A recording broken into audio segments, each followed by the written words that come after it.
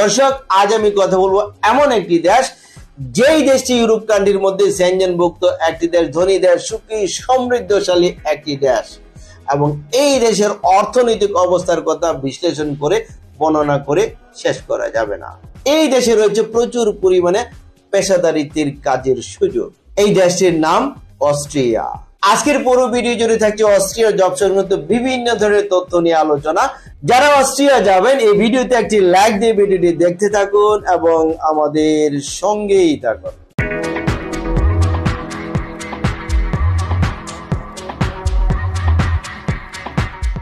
দর্শক, যারা অস্ট্রিয়া যেতে চান, এই অস্ট্রিয়া দেশটির ভৌগোলিক অবস্থান এবং অন্যান্য বিষয় সম্পর্কে চলুন একটি প্রতিবেদন থেকে জেনে আসি।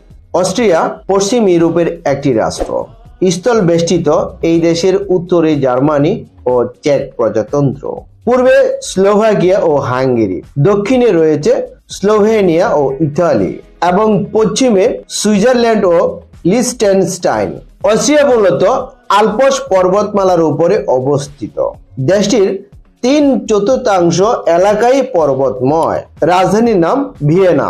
সরকারি ভাষা জার্মান ভাষা। মুদ্রার নাম ইউরো। এটি ইউরোপ মহাদেশের একটি দেশ এবং সেনজেনভুক্ত একটি দেশ। এবার আমি আলোচনা করব অস্ট্রিয়া